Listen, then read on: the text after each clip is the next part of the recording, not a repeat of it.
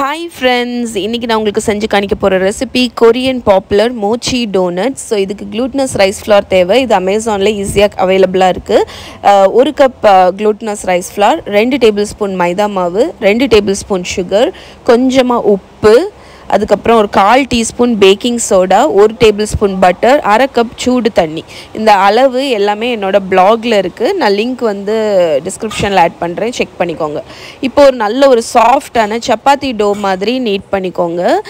நல்ல ஸ்மூத்தான டோ மாதிரி வரணும். உங்களுக்கு அது ரொம்ப கஷ்டம்லாம் இல்லை, ஈஸியாக டோ வந்து வந்துடும். அதுக்கப்புறம் அதில் சின்ன சின்ன போர்ஷன்ஸ் எடுத்து ஸ்மூத்தாகிட்டு ஒரு பால் மாதிரி ரோல் பண்ணி அதை ஒரு பிளேட்டில் வச்சு ஓரத்தில் வச்சுருங்க.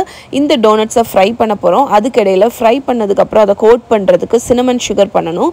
காஸ்டர் சுகர் இல்லைன்னா மிக்சியில் சுகரை லைட்டாக பவுடர் பண்ணிவிட்டு அதில் சினமன் பவுடர் பட்டை பொடியும் போட்டு மிக்ஸ் பண்ணி ஓரத்தில் எடுத்து வச்சுருங்க. எண்ணெயை மிதமான ஹீட்டில் சூடு பண்ணிக்கோங்க. அதில் இந்த டோனட்ஸை போட்டு ஒரு சாப்ஸ்டிக்கை வச்சு இந்த மாதிரி ஸ்வர்ல் பண்ணிகிட்டே இருங்க. அப்போ தான் ஈவனான கலர் கிடைக்கும். இது நல்லா உப்பி வரும். ஸோ இந்த மாதிரி ஃப்ரை ஆனோடனே டேரெக்டாக எடுத்து நம்ம வச்சுருக்கிற சினமன் சுகரில் போட்டு நல்லா டாஸ் பண்ணிங்கன்னா உங்களோட மோச்சி டோனட்ஸ் ரெடி. கிறிஸ்பியாக உள்ள சூயியாக செம்ம டேஸ்ட்டாக இருக்கும்.